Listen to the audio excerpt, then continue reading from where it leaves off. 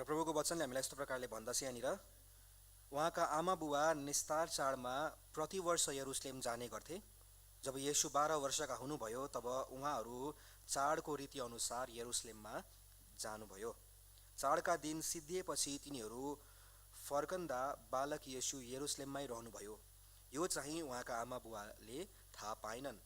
उहाँ यात्रीहरूको दलमा हुनुहुन्छ भनी ठानेर तिनीहरू एक दिनको बाटो गए।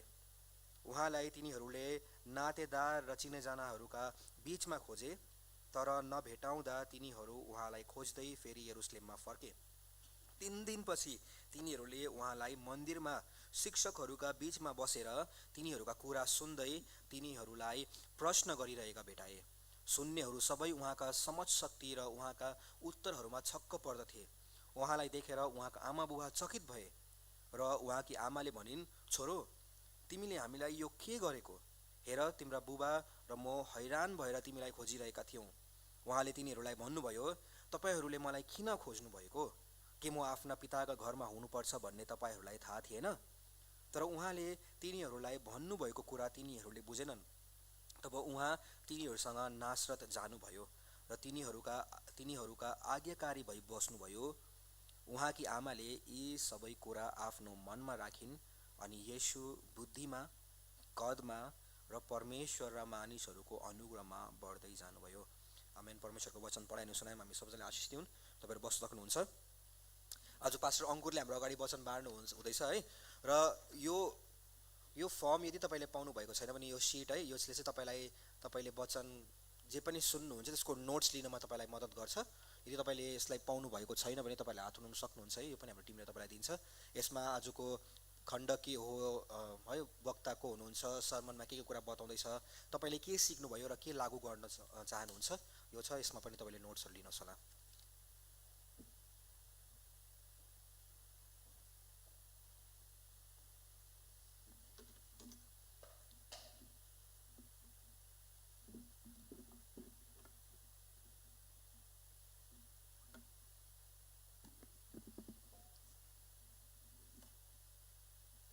सबको जय मसीह, मैरी क्रिसमस।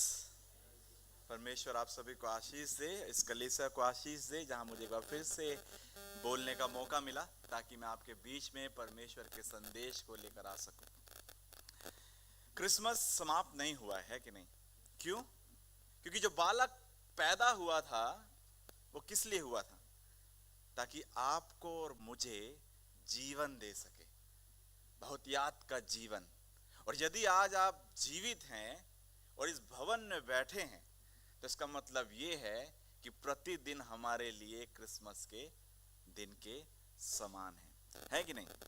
लेकिन फिर भी जब हम यीशु के या फिर यीशु मसीह के जीवन के बारे में सोचते हैं, जीवन के बारे में देखते हैं, तो हमारे मन में अक्सर 2 चित्र जो हैं वो सबसे बड़े दिखाई देते हैं। पहला जो चित्र सबसे बड़ा दिखाई देता है वो है गौशाले में जन्मा हुआ यीशु यानी क्रिसमस। और उसके बाद दूसरा जो चित्र सबसे बड़ा हमारे जहन और हमारे जीवन में दिखाई देता है वो है क्रूस पर चढ़ा हुआ यीशु और पुनरुत्थित हुआ मसीह।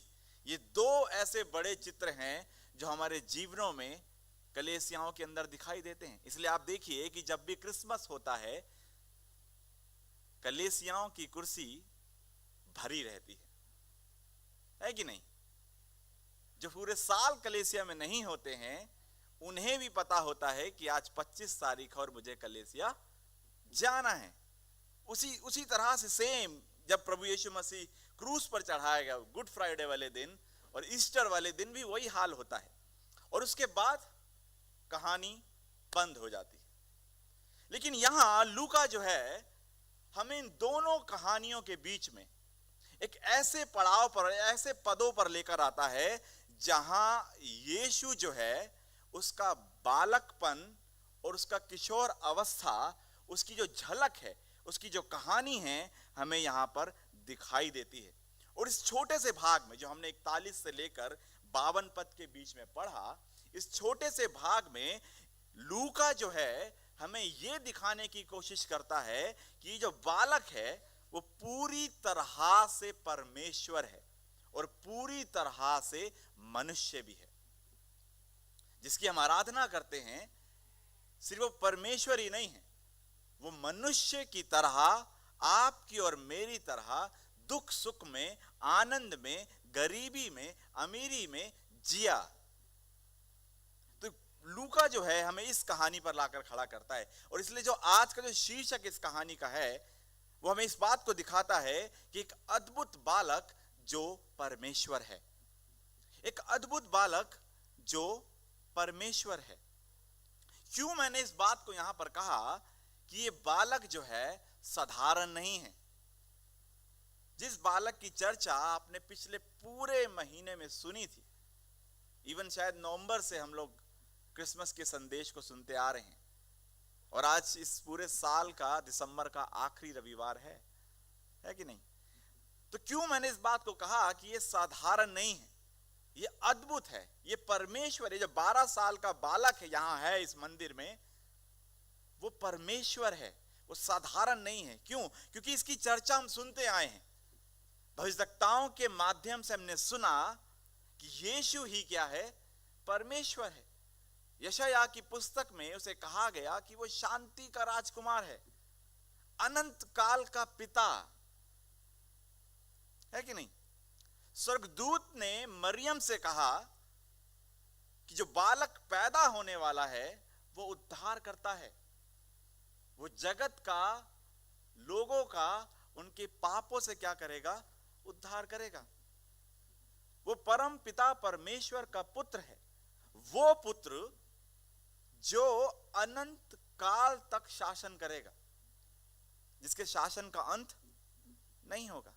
स्वर्गदूत ने यूसुफ से कहा कि उस बालक को त्याग मत, क्योंकि वो अद्भुत युक्ति करने वाला है ना। उसके बाद फिर अगर आप पिछले खंडों में, मेरे को भी पता चला कि वो प्रचार नहीं हुआ है, जहां शिमोन और हन्ना जो है यीशु बालक को गोद में लेकर, उस छोटे से बच्चे को गोद में लेकर इस बात की गवाही देते हैं कि ये बालक जो है वो जगत की ज्योति होगा, जगत का उद्धार करता होगा, जो इज़राइल को मुक्ति दिलाएगा।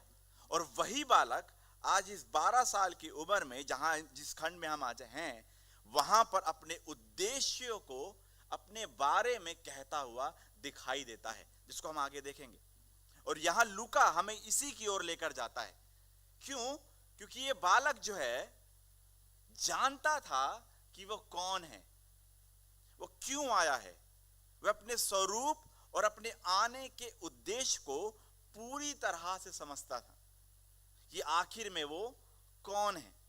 लेकिन फिर भी एक खास बात तो यहां पर यीशु में दिखाई देती है, वो ये है कि वो परमेश्वर होते हुए भी वो मनुष्य के जीवन को, सारी रीतियों को, सारी धार्मिकताओं को पूरा करते हुए जीता है और पूरा करते हुए बड़ा होता है। ऐसा नहीं है कि वो परमेश्वर है तो उसने सारी चीजें को छोड़ दिया है, उसने कहा कि मुझे क्या आवश्यकता इन सारी चीजों को पूरा करना, ऐसा नहीं कहा उसने, ऐसा उसने बिल्कुल नहीं कहा। उन सारी अधीनताओं को स्वीकारते हुए, उस पर होकर निकलते हुए वो क्या हुआ है? बड़ा हुआ है। शायद यदि आप और मैं उसके स्थान पर होते, मान लीजिए, अब ऐसा हो नहीं सकता कि हम यीशु की तरह हो जाएं अभी के लिए, लेकिन अगर मान लीजिए अगर मैं और आप उसके स्थान पर होते तो शायद हम मरियम से ये कहते कि मुझे वहां जाने की आवश्यकता नहीं है, मुझे इन सारे कार्य को करने की आवश्यकता नहीं है, क्योंकि ये सारे कार्य मैंने ही तो तुम्हें क्या करे हैं? दिए हैं। लेकिन यीशु के जीवन को यह बात बड़ी खास बनाती है कि परमेश्वर उच्च स्थान पर होते हुए भी उसने दीनता और नम्रता का जीवन जिया है, आज्ञाकारिता का जीवन जिया है, अधीनता का जीवन दिया है। इसी के अंदर अभी हम आगे देखेंगे। मैं क्यों ये सब कह रहा हूं? क्योंकि यीशु के ही बोल थे। आपको याद होगा कहानी, जब यीशु यूहन्ना से बपतिस्मा लेने के लिए आए मत्ती रचित सुसमाचार में, तब यूहन्ना क्या कहता है कि मैं कौन हूं जो तुझे बपतिस्मा दूं, मुझे तो तुझसे बपतिस्मा लेने की आवश्यकता है। तो यीशु से क्या कहते हैं? क्या कहते हैं कि हमें इसी रीति से सारी धार्मिकताओं को पूरा करना जरूरी है। आवश्यक है। यीशु ने वहां ये नहीं कहा कि यूहन्ना तू ठीक कहता है, ऐसा ही होगा, नहीं, उसने कहा मुझे ये करना आवश्यक है, जरूरी है। तो कैसे हम इस बात को जान पाते हैं यहां इस कहानी में कि ये बालक एक अद्भुत बालक है, साधारण बालक नहीं है। क्यों ये बालक अद्भुत बालक है? 3 बातें हैं इस कहानी में जो हमें संकेत करती हैं। सबसे पहली बात यह है कि बालक यीशु परमेश्वर के वचन में मगन और आनंदित है। दूसरी बात, बालक यीशु अपनी पहचान और बुलाहट को जानता है। तीसरी बात, बालक यीशु आज्ञाकारिता और अनुग्रह में बढ़ता है। किस तरह से बालक एक अद्भुत बालक है और अद्भुत होने के बावजूद भी इन सारी बातों को करता हुआ वो इस खंड में दिखाई देता है। मैं फिर से दोहरा देता हूं, बालक यीशु परमेश्वर के वचन में मगन और आनंदित है। अभी हम देखेंगे कि वो कैसे है। बालक यीशु अपनी पहचान और बुलाहट को समझता और जानता है। बालक यीशु आज्ञाकारिता और अनुग्रह में बढ़ता है। आइए तीनों बातों को एक एक करके देखें। सबसे पहली बात, बालक यीशु परमेश्वर के वचन में मगन और आनंदित है। पहले 2 पद 41 और 42 पद को यदि आप पढ़ेंगे, 41 और 42 को यदि आप पढ़ेंगे, देखिए वहां क्या लिखा है। वहां लिखा है, उसके माता पिता हर वर्ष फसह के पर्व पर यरूशलेम जाया करते थे और जब वे 12 वर्ष का हुआ तो वे पर्व की रीति के अनुसार गए। यहां पर आप अपने आप से एक सवाल करें और सवाल यह है कि इस बालक यीशु के हृदय में परमेश्वर के लिए इतना आनंद जो है वो आया कहां से कि अपने माता पिता के साथ इस अवस्था में यरूशलेम बहुत लंबी यात्रा करके वहां पर जा रहा है। कैसे आया होगा इसके जीवन में? एक छोटे से बच्चे के जीवन में किस तरह से यह आया होगा कि मुझे मेरे पिता परमेश्वर के भवन में जाना आवश्यक है। कैसे? पता है आपको कहां से आया ये? सबसे पहले उसके स्वयं के घर से, उसके माता पिता से। 41 पद को यदि आप ध्यान से पढ़ेंगे तो वहां लिखा है कि उसके माता पिता हर वर्ष फसह के पर्व पर यरूशलेम जाया करते थे। एक भी ऐसा वर्ष नहीं था जहां उन्होंने इसे छोड़ दिया हो कि इस वर्ष हम नहीं जाएंगे, अगले वर्ष जाएंगे। आप और मैं करते हैं ना कभी कभी, इस संडे हम नहीं जाएंगे, अगले संडे जाएंगे। होता है कि नहीं होता है? होता है। लेकिन इनके माता पिता जो मरियम और यूसुफ हैं, उनके अंदर परमेश्वर का भय और परमेश्वर के प्रति विश्वास योग्यता जो है वो दिखाई देती है। मरियम और यूसुफ नाम के मसीह नहीं थे, लेकिन वे परमेश्वर के भय रखने वाले व्यक्ति थे। वो एक ऐसा परिवार था जिसके अंदर परमेश्वर की बातों के लिए आदर पाया जाता था, परमेश्वर के लिए भय पाया जाता था। और ये सारी चीजें जो थी यीशु ने पैदा होने से लेकर 12 साल की उम्र तक देखी और सीखी थी। हम बहुत आसानी से इस बात को कह सकते हैं। अगर मैं जब इस खंड को पढ़ रहा था तो मेरे जहन में सवाल आया कि बड़ी आसानी से इस बात को कह सकता हूं कि ये तो परमेश्वर ही था, तो इसके हृदय में तो आनंद होगा ही होगा। लेकिन फिर भी आप देखिए, वो परमेश्वर होते हुए भी मनुष्य रूप में सारी आज्ञाकारिता और धार्मिकता को क्या कर रहा है? पूरा कर रहा है। और यही बात आपको और मुझे भी प्रभु ने अपने वचन में हमें सिखाई है। क्या सिखाया है? कि तू अपने परमेश्वर से पूरे मन, पूरे प्राण और पूरी शक्ति के साथ क्या करना? प्रेम करना। यही तो सिखाया उसने हमें। और यही चीज यूसुफ और मरियम भी अपने जीवन में प्रतिदिन, प्रतिवर्ष क्या करते थे? और ऐसा ही करते हुए यीशु ने उनको देखा था। क्योंकि यदि आप 40 पद को पढ़ेंगे तो वहां लिखा है, और बालक बढ़ता, बलवंत होता, बुद्धि से परिपूर्ण होता गया और परमेश्वर का अनुग्रह उस पर था।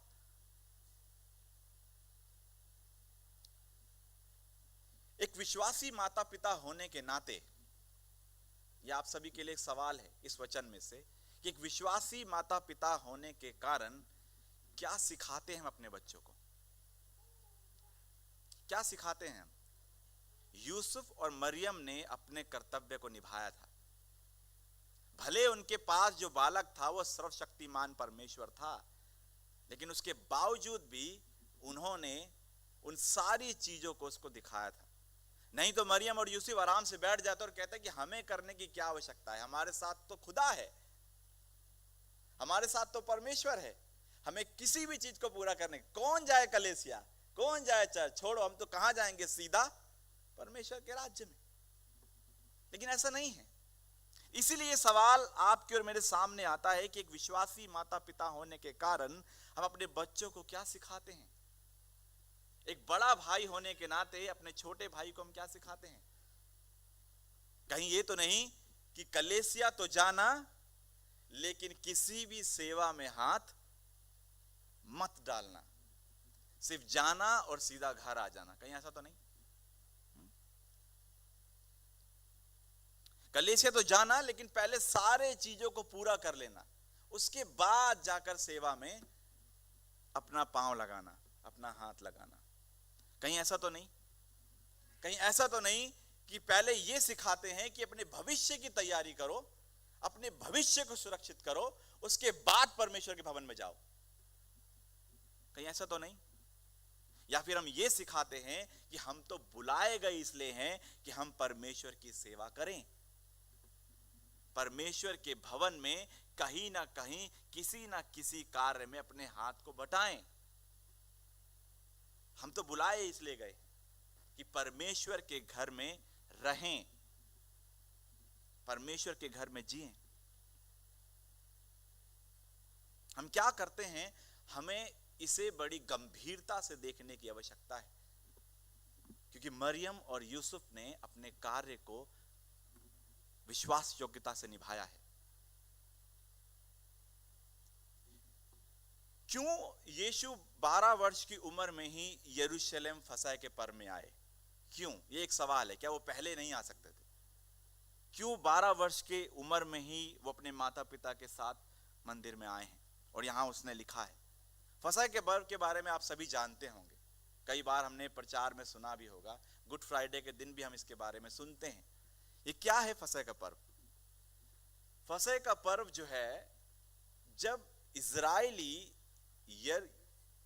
मिस्र में गुलाम थे, उस समय जब परमेश्वर ने उन्हें दासत्व से छुड़ाया, उसकी याद में फसह का पर्व मनाया जाता था। परमेश्वर ने कहा था कि अपना एक मेमना लेना जो निर्दोष हो, उसे बलि करना, उसका लहू अपने दरवाजे पे लगाना, और जब उसका आत्मा आएगा, परमेश्वर का आत्मा आएगा, तो जिस घर में वो लहू लगा होगा उसे छोड़ देगा, और जिस घर में लहू नहीं लगा होगा उसे क्या करेगा, उसके पहिलेटों को मार देगा। तो उसकी याद में, उस छुटकारे की याद में ये फसह का पर्व क्या होता था, मनाया जाता था। लेकिन यीशु क्यों 12 वर्ष की उम्र में ही आए? क्योंकि 12 वर्ष जो है, 12वां वर्ष जो है, वो इस बात को दिखाता है कि उस समय जो बालक है, 12 वर्ष का होने पर उसे नियम का पुत्र या फिर आज्ञा का पुत्र कहा जाता था, जिसका मतलब यह है कि अब वो स्वयं व्यवस्था की बातों को पूरा करने के लिए तैयार हो चुका है, सीखने के लिए तैयार हो चुका है। इसका एक छोटा सा उदाहरण अपने भारत में हम देख सकते हैं। जैसा कहा जाता है कि जब बच्चा 18 साल का हो जाता है तो अब उसको हर एक चीज करने का क्या है, अधिकार है, वो स्वयं अपने फैसले ले सकता है। तो कुछ इसी तरह से यीशु जब 12 वर्ष के हुए तो वो मंदिर में यहां पर अपने माता पिता के द्वारा से लाए गए, पाया गया। लेकिन फिर भी इसके बीच में वही एक सवाल दोबारा हमारे सामने है कि क्या एक माता पिता का फर्ज अपने बच्चों के प्रति हम निभा रहे हैं या फिर नहीं? बालक यीशु के जीवन में परमेश्वर के लिए आनंद यहां इसलिए भरा है क्योंकि उसने पैदाइशी से अपने माता पिता के जीवन में परमेश्वर के प्रति विश्वास योग्यता को देखा है। और आप और मैं कहां हैं? क्या हम ऐसा कर रहे हैं या फिर नहीं? 43 और 45 पद को देखें। वहां लिखा है, जब वे उन दिनों को पूरा करके लौटने लगे तो बालक यीशु यरूशलेम में रह गया और यह उसके माता पिता नहीं जानते थे। वे समझकर कि वे अन्य यात्रियों के साथ होगा, एक दिन का पड़ाव निकल गया और उसे अपने कुटुंबियों और जान पहचान वालों में ढूंढने लगे। पर जब नहीं मिला तो ढूंढते ढूंढते यरूशलेम को लौट गए। 43 पद पे ध्यान दें आप, देखिए क्या है वहां पर। जब उन दिनों को पूरा करके लौटने लगे तो बालक यीशु यरूशलेम में रह गया। आप ध्यान दीजिए, यहां पर बाइबल ये नहीं कहती है, परमेश्वर का वचन लूका ये नहीं कहता है कि बालक जो है वो भटक गया, ये नहीं कहता है वो कि बालक खो गया, ऐसा नहीं लिखा है। यहां लिखा है कि बालक जो है अपनी मर्जी से यरूशलेम के मंदिर में रुक गया, यानी रह गया। ये जो निर्णय था भवन में रहने का, ये जानबूझकर लिया गया था। अगर आप और मैं होते तो कहते कि मेरा बच्चा क्या हुआ है, खो गया। और यहां मरियम और यूसुफ भी इसी तरह से उसे ढूंढ रहे हैं, क्योंकि उन्हें लगा कि शायद मेरे रिश्तेदारों के पास होगा, लेकिन उनके पास नहीं है। तो कहीं ना कहीं उन्हें लग रहा है कि वो खो गया है। लेकिन यहां बाइबल जो स्पष्ट करती है वो कहती है कि वो भटका नहीं है, वो खोया नहीं है, वो रुक गया है, रह गया है। जानबूझकर उसने निर्णय लिया है। एक परमेश्वर के दास इस तरह से कहते हैं इस बात को कि यीशु खोया नहीं था, वह जानता था कि वो कहां है और क्यों है।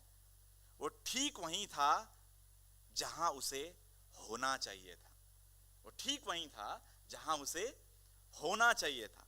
बालक यीशु के हृदय की प्राथमिकता जो थी, सबसे पहली बात जो उसके हृदय में थी वो ये थी कि वो परमेश्वर के घर में रहे, वो परमेश्वर के घर में रहे, परमेश्वर के मंदिर में रहे। उसके हृदय की ये चाहत, उसके हृदय की ये इच्छा थी कि वो परमेश्वर के घर में रहे। अगर व्यवस्था के अनुसार वो नहीं चलता तो मुझे लगता है कि जब वो 2 साल का हुआ होगा तभी वो मंदिर चला जाता, लेकिन उसे धार्मिकताओं को पूरा करना था, व्यवस्था के अनुसार चलना था। इसलिए 12 वर्ष के बाद ऐसा हुआ कि वो अपने हृदय की इच्छा को मंदिर में रुक कर क्या करे, व्यक्त करे। आपके और मेरे प्रभु के हृदय में ये इच्छा है कि वो परमेश्वर के घर में रहे। मेरे भाइयों और बहनों, कहां है आपके हृदय की इच्छा, कहां रहने की? ना, जिसकी हम आराधना करते हैं उसकी इच्छा है कि वो प्रभु के घर में पाया जाए। और आपके और मेरे हृदय की इच्छा कहां है और क्या है, किधर रहने की है? कहां सबसे ज्यादा आनंद आता है? ठंडियों में बिस्तर के अंदर, या फिर उस ठंड में भी, कड़ाके की ठंड में भी परमेश्वर के भवन में? कहां है हमारे हृदय की इच्छा? ये हमें अपने आप से पूछना है। ये खंड हमें यहां पर लाकर खड़ा कर देता है कि जब मेरा प्रभु इस बात की गुजारिश कर रहा है, इस बात को दिखा रहा है कि उसके हृदय की इच्छा परमेश्वर के घर में रहने की है, तो आपके और मेरे हृदय की इच्छा कहां है? भजन संहिता 27:4 में देखिए क्या लिखा है। वहां लिखा है कि एक वर मैंने यहोवा से मांगा है। और वो वर पता है क्या है? वो वरदान पता है क्या है? आगे लिखा है, उसी के यतन में लगा रहूं, परमेश्वर के यतन में लगा रहूं कि मैं जीवन भर यहोवा के भवन में रहने पाऊं। जीवन भर, एक दिन नहीं, जीवन भर, जिससे यहोवा की मनोहरता पर दृष्टि लगाए रहूं और इसके मंदिर में ध्यान किए रहूं। आपको पता है परमेश्वर की करुणा और भलाई सदा उनके जीवन में साथ साथ बनी रहती है जो सर्वदा प्रभु के घर में बने रहते हैं, जो सदा प्रभु के घर में बने रहने की चाह रखते हैं।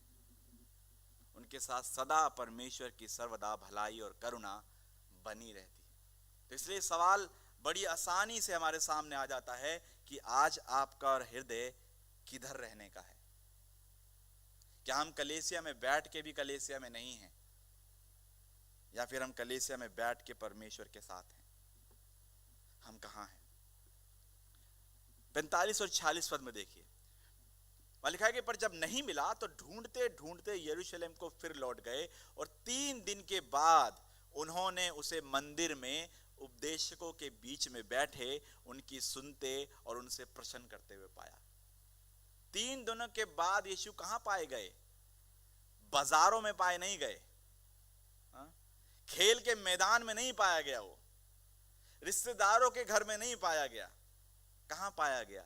यरूशलेम के मंदिर में, परमेश्वर के भवन में, और वो भी उपदेशकों के बीच में बैठे हुए। अगर आपका और मेरा बच्चा, मान लीजिए अभी तो मेरा बेटा 6 साल का है, किसी के और बड़े बड़े होंगे, खो जाए तो सबसे पहले हम उसे कहां ढूंढने जाएंगे? मुझे लगता है कि मेरे घर के पीछे वाले ग्राउंड में, कि वहां गिल्ली डंडा खेल रहा होगा वो। सच है ये। क्यों ऐसा है पता है आपको? क्यों ऐसा है? क्योंकि शायद हमने बचपन से उसको तैयार नहीं किया कि उसके पैर परमेश्वर के भवन की तरफ भागे।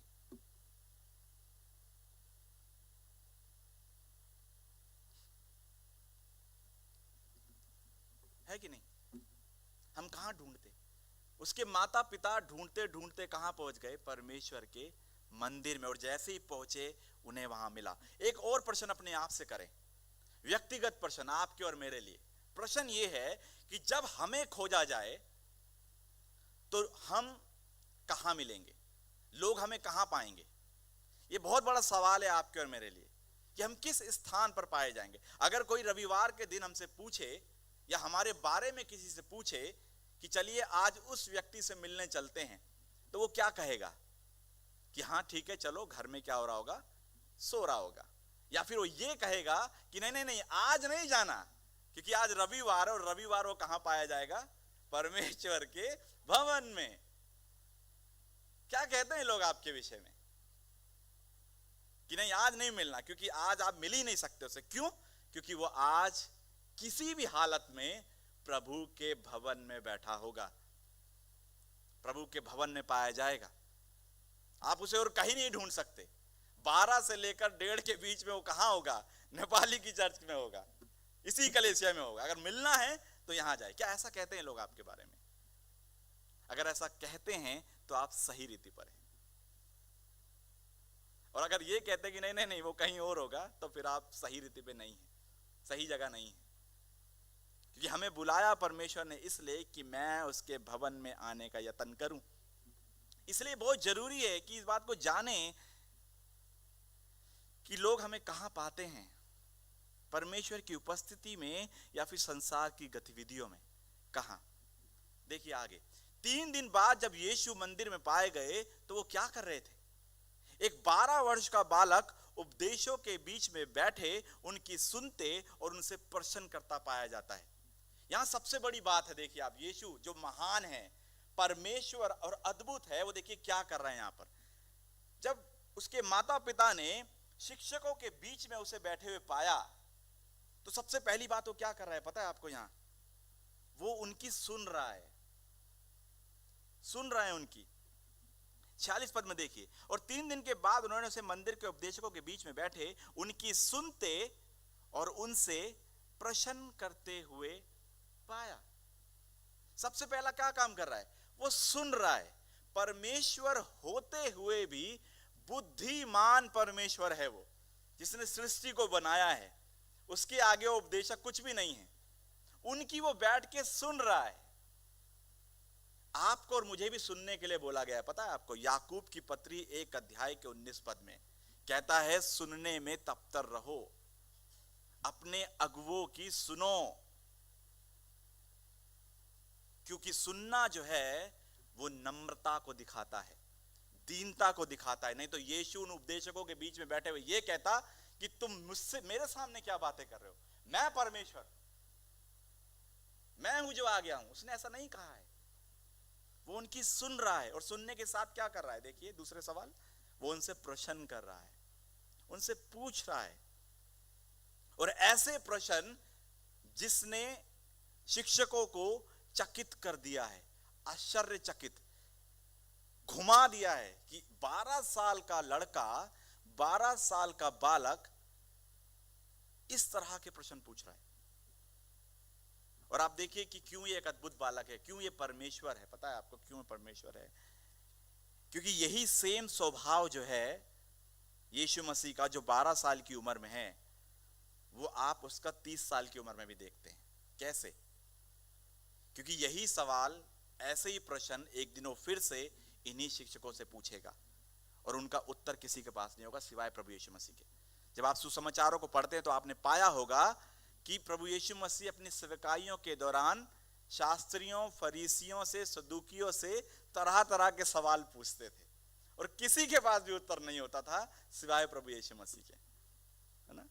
उनका प्रश्न जो था उन्हें सोचने पर मजबूर कर देता था। और देखिए यहां वही हो रहा है। वो 30 साल का नहीं है, वो 12 साल का छोटा है, बालक है। और उसके सवालों ने उन्हें क्या कर दिया है? चकित कर दिया, हैरान कर दिया है। सुनना बेहद जरूरी है। प्रभु यीशु मसीह यहां इस बात को दिखाता है, क्योंकि अगर यीशु मसीह में एक गुण नहीं होता तो शायद वहां पर वो और कुछ कर रहा होता। पद 47 में देखिए, जितने उसकी सुन रहे थे वे सब उसकी समझ और उसके उत्तरों से चकित थे। एक छोटे से बच्चे को व्यवस्था के बारे में इतना कैसे पता है कि उसने उन्हें भी आश्चर्यचकित कर दिया है, जिन्होंने सालों से व्यवस्था की शिक्षा ली थी, जिनका बचपन, जवानी और बुढ़ापा जो था वो इस व्यवस्था को सीखने में निकला था। उसको उन्होंने चकित कर दिया था, क्योंकि जो उनसे बातें कर रहा है वो कोई सामान्य बालक नहीं है, वो अद्भुत बालक है जो परमेश्वर है, जिसके विषय में यशायाह 11 अध्याय के 2 पद में लिखा है कि बुद्धि और समझ का आत्मा उस पर ठहरेगा। और यहां ये वही है जो उनसे बातें कर रहा है, जिसकी बातों के द्वारा से शिक्षक गण जो हैं, मंदिर में सिखाने वाले, आश्चर्यचकित हो गए। कैसे आया उसके हृदय में परमेश्वर के घर में रहने के लिए प्यार और प्रेम, उसके अपने घर से। दूसरी बात, बालक यीशु अपनी पहचान और बुलाहट को जानता है। 48 पद को देखें। तब वे उसे देखकर चकित हुए और उसकी माता ने उससे कहा, हे पुत्र, तूने हमसे क्यों ऐसा व्यवहार किया? देख, तेरा पिता और मैं कूदते हुए तुझे ढूंढते थे। यहां पर एक मां का जो स्वभाव है, उसकी जो प्रतिक्रिया है वो यहां दिखाई देती है कि वो अपने बेटे के लिए चिंतित है, डर रही है, पीड़ा में है। क्यों? क्योंकि 3 दिन के बाद उसका बेटा जो है मंदिर में मिला है। 3 दिन हो गए हैं और इसी बीच, इसी भय, चिंता और डर के बीच जो है प्रभु यीशु मसीह एक अद्भुत उत्तर जो है मरियम को देते हैं। एक ऐसा उत्तर जो उन दोनों की समझ से बिल्कुल परे है। क्या कहता है 49 पद में? कहता है कि उसने उनसे कहा, तुम मुझे क्यों ढूंढते हो? क्या नहीं जानते थे कि मुझे अपने पिता के भवन में होना अवश्य है? यहां पहली बार है जब प्रभु यीशु मसीह की आवाज और उसका शब्द जो है उसके मुख से सुनाई दिया है। पहली बार 12 साल का बालक वो यीशु, और पहली दफा में वो क्या कहता है? इससे पहले अगर आप क्रिसमस की कहानी शुरू करेंगे तो अभी तक यीशु बोला नहीं था। अभी तक परमेश्वर बोल रहा था, स्वर्गदूत बोल रहे थे, गरड़िए बोल रहे थे, भजदक्ता बोल रहे थे, मजूसी बोल रहे थे। लेकिन यहां पहली बार जो है यीशु बोलता है। और वो देखिए पहले शब्द क्या बोलता है जो लूका ने लिखा है। क्या लिखा है? मेरे पिता के घर में मुझे होना आवश्यक है।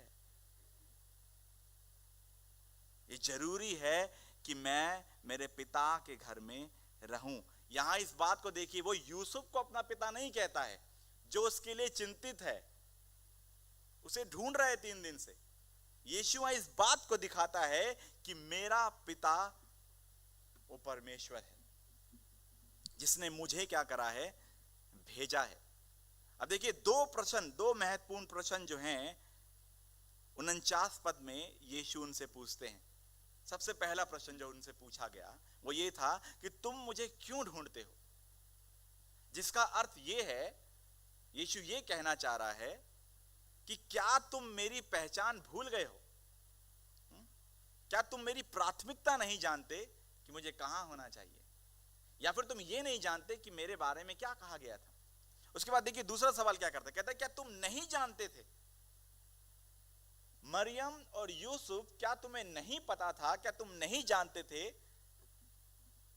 कि मुझे क्या होना है? जबकि पिछले ही अध्याय में, पिछले ही खंडों में कहा गया कि ये बालक साधारण नहीं है, ये बहुतों के गिरने और उठने का कारण होगा, ये उद्धार करता होगा, ये परमेश्वर का मेमना होगा। तो यीशु कहते हैं क्या तुम नहीं जानते इस बात को? जबकि मरियम और यूसुफ को सब कुछ बताया गया था उसके बारे में। लेकिन यहां एक बार फिर से प्रभु यीशु मसीह उसको याद दिलाता है कि मेरा आने का उद्देश्य क्या है। यहां पहली बार वो स्पष्ट करता है कि उसकी पहचान क्या है और उसका संबंध किसके साथ है और वो क्यों आया है। यीशु जानता था कि वह परमेश्वर का क्या है, पुत्र है, और पिता ने उसे पृथ्वी पर क्या करा है, भेजा है। वह जानता था कि उसका मिशन, उसकी सेवकाई क्या है। वह जानता था कि उसका पहला दायित्व किसके प्रति है।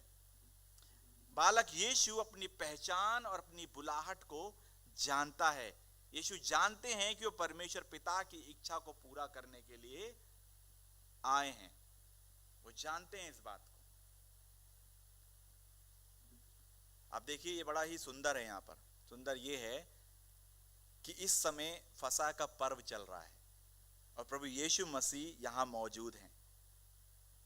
उसका पहला जो शब्द यहां सुनाई देता है कि मुझे मेरे पिता के घर में रहना है, वो फसह के पर्व के दिनों में सुनाई देता है। और आपको पता है उसकी सेवकाई के समाप्त कहां होती है? फसह के पर्व के दिन, जब वो क्रूस पर चढ़ाया जाता है। फसह के पर्व के दिन शुरू हुआ और फसह के पर्व के दिन खत्म। क्या दिखाता है आपको? ये इस बात को क्लियर बताता है कि वो परमेश्वर का मेमना है, वो मेमना जो आपके और मेरे लिए बलिदान हुआ है कलवरी क्रूस पर। ये वो मेमना है जो अपनी यात्रा की क्या कर रहा है, शुरुआत कर रहा है उस क्रूस पर जाने के लिए, क्रूस पर जाने के लिए। इसलिए यीशु कहता है कि क्या तुम नहीं जानते थे कि मुझे मेरे पिता के भवन में होना आवश्यक है। आपको पता है कि आपको और मुझे भी प्रभु यीशु मसीह ने एक विशेष कार्य के लिए बुलाया है। और विशेष कार्य क्या है? मत्ती रचित सुसमाचार 6 अध्याय के 33 पद में विशेष कार्य ये है कि पहले आप और मैं परमेश्वर के राज्य की क्या करें, खोज करें। आप और मैं परमेश्वर के राज्य की क्या करें, खोज करें। इसलिए हम सभी के लिए एक प्रश्न ये है कि क्या हम परमेश्वर की इच्छा को अपने हृदय में प्राथमिकता देते हैं या फिर लोगों की अपेक्षाओं को? हमारा हृदय किसके लिए है? परमेश्वर के लिए है, परमेश्वर को आनंद देने के लिए है, या फिर लोगों को? क्या हम अपनी पहचान संसार में खोजते हैं या फिर परमेश्वर के भवन में? हम क्या करते हैं? हमें इस कहानी से ये सीखने की आवश्यकता है कि हम हमारे प्रभु की तरह परमेश्वर के भवन में पाए जाएं, परमेश्वर के भवन में। और यकीन मानिए कि परमेश्वर के भवन में आनंद की क्या है, भरपूरी है, आनंद की भरपूरी। तीसरी बात, बालक यीशु आज्ञाकारिता और अनुग्रह में बढ़ता है। 51 और 52 पद में वहां लिखा है, और वह उनके साथ गया और उनके अधीन रहा, और यीशु बुद्धि और डील डोल में और परमेश्वर और मनुष्य के अनुग्रह में बढ़ता गया। ये जो कहानी है, जो पद है, बहुत अद्भुत है। क्यों? क्योंकि जिसने आकाश और पृथ्वी बनाई, जो ये जानता है कि वो सर्वशक्तिमान का पुत्र है, सर्वशक्तिमान परमेश्वर है, वो भी अपने पिता की अधीनता में रहने के लिए, यानी मरियम और यूसुफ की अधीनता में रहने के लिए उनके साथ उनके घर गया। आप और मैं होते तो क्या करते? अगर आपको यह पता होता कि मैं सर्वशक्तिमान हूं, तो क्या आप अधीनता स्वीकारते? नहीं, नहीं। क्या कहते कि मुझे सिखाएगा? कुछ ऐसे ही शब्द होते हैं। नहीं, लेकिन यीशु को देखिए, वो ऐसा नहीं है। वहां लिखा है कि वो उनके अधीन रहा, अद्भुत नम्रता से भरा जीवन। जिसने स्वर्ग और पृथ्वी बनाई, जिसने व्यवस्था को बनाया, अब वही व्यवस्था के अधीन जीवन जीता है। जैसा फिलिपियों 2:6-8 में लिखा है, उसने अपने आप को इतना दीन कर दिया, इतना शून्य कर दिया कि उसने क्रूस की मृत्यु तक क्या कर ली? सह ली। क्रूस की मृत्यु तक सह ली। और उसके बाद 52 पद में यीशु मसीह बुद्धि, डील डॉल और परमेश्वर और मनुष्य के अनुग्रह में बढ़ता चला गया। 2025 बीत गया है कि नहीं? और ऐसा हो ही नहीं सकता है कि हमने इन 2025 में कोई गलतियां ना की हो। बिल्कुल की होंगी। कई बार परमेश्वर को भी कोसा होगा, परमेश्वर के भवन को भी कोसा होगा, है कि नहीं? हुआ होगा। लेकिन अब 2026 आ रहा है और ये खंड हमारे सामने, ये पद हमारे सामने है कि यीशु जो है बुद्धि, डील डॉल और परमेश्वर और मनुष्य के अनुग्रह में बढ़ता गया और आपके और मेरे लिए एक काम देकर गया। क्या? कि आप और मैं इस 2026 में क्या करें? परमेश्वर की बुद्धि में, उसके वचन में, उसके अनुग्रह में क्या करते चले जाएं? बढ़ते चले जाएं, बढ़ते चले जाएं। ये अवसर है, ये परमेश्वर का अनुग्रह है जो हमें मिला है। नहीं तो कितने ऐसे हैं जिन्होंने 2025 का अंत नहीं देखा है, लेकिन आप और मैंने देखा है। तो हमारे लिए क्या है? हमारे लिए ये है कि हम जिस तरह से प्रभु बढ़ा है उसी तरह से बढ़ते चले जाएं। बुद्धि में, यानी मानसिक और आत्मिक स्थिति में, देह में, परमेश्वर के अनुग्रह में, मनुष्य के अनुग्रह में, परमेश्वर के चरित्र में, परमेश्वर के ज्ञान में, मसीह के स्वभाव में, उसके प्रेम में आप और मैं आने वाले वर्ष में क्या होते जाएं? बढ़ते चले जाएं, बढ़ते चले जाएं। क्यों? ताकि हमारा जो आनंद है, हमारे हृदय का जो आनंद है, वो प्रभु में क्या हो? पूरा हो जाए। और यही हमें यहां पर दिखाता है कि एक बालक यीशु जो सर्वशक्तिमान परमेश्वर है, जो अद्भुत है, इसने सृष्टि को बनाया है, इतना उच्च स्थान होने के बावजूद भी वो अधीनता को स्वीकारता है और आज्ञाकारिता में जीता है। अपने हृदय की इच्छा को दिखाता है कि उसके लिए परमेश्वर का भवन कितना जरूरी है, परमेश्वर का घर कितना जरूरी है। इसलिए यीशु कोई साधारण बालक नहीं है, बल्कि वो अद्भुत बालक, वो परमेश्वर है। वो अपने बचपन से ही परमेश्वर के वचन में मगन और आनंदित दिखाई देता है। वो अपनी पहचान और अपनी बुलाहट को पूरी स्पष्टता से क्या करता है? जानता है और पूर्ण नम्रता और अधीनता में, आज्ञाकारिता में जीता है। आपको और मुझे परमेश्वर ने क्यों बुलाया है?